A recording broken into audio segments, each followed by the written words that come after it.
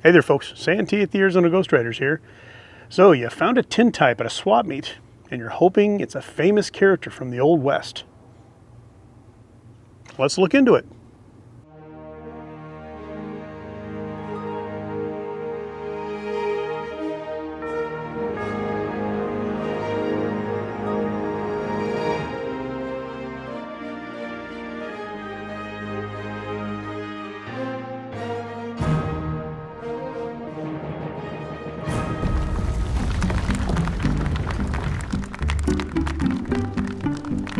Having a photo taken of you back in the period of the Old West was a special treat compared to today.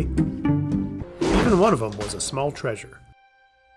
Doing research for the videos, I find some great ones that inspire and teach me. Although sometimes history books and internet sources misidentify the photos, and that can lead to mass confusion.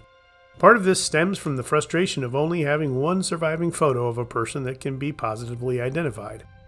The famous Billy the Kid tintype is a prime example. Through provenance, we know it's him, but now every photo from the period with a guy that looks like Billy is scrutinized and picked apart. Software is used to compare, but we find that to be ineffective sometimes.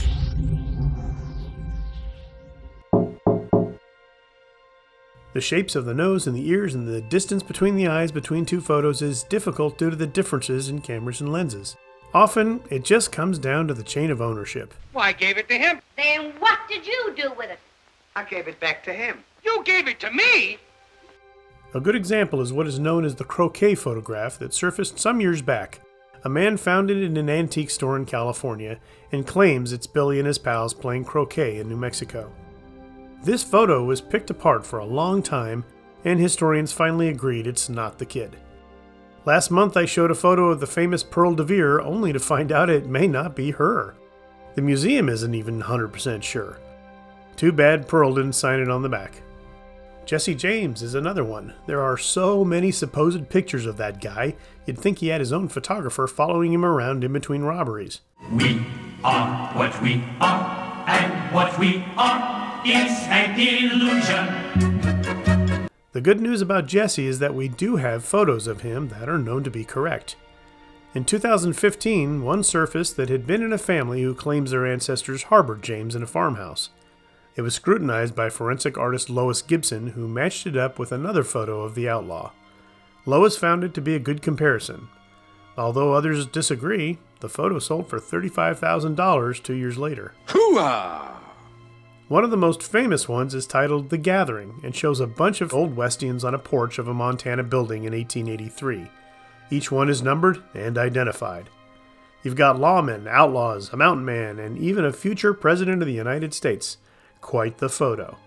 Sorry to say, it ain't these people. It's like a nightmare, isn't it? For instance, Butch Cassidy would have been a teenager in 1883.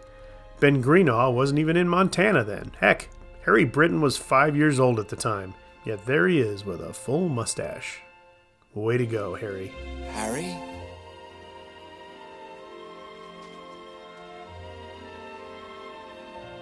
You can buy copies of this, and I admit to having one at one point. We all want it to be true, and that is part of the problem. Many of us are part Indiana Jones and want to discover that chunk of history that nobody's seen for 150 years. Some are trying to profit off it. The video I put up a couple years ago about the missing guns of famous people sparked some serious commentary. At least 4 of you claim to have handled Billy the Kid's gun in different parts of America. Well, maybe one of you did. In the end, it comes down to some irrefutable proof, and we don't always have that. However, if we keep looking and researching, hopefully some of the mysteries of the Old West will be solved. Well, folks, that's it for another episode. Thanks for watching. As always, please like, share, and subscribe, and we'll see you on down the trail.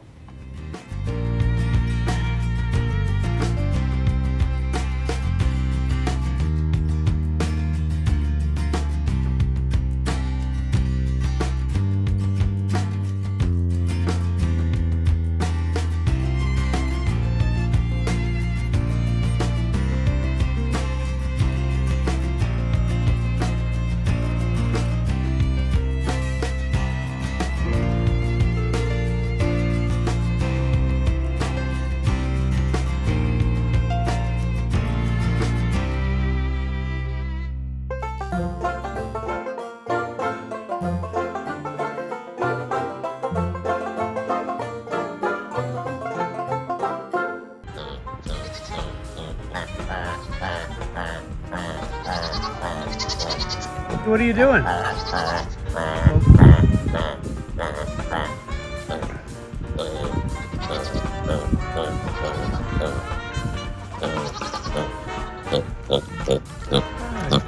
Phil. Phil. Thank you. Looking good. You okay?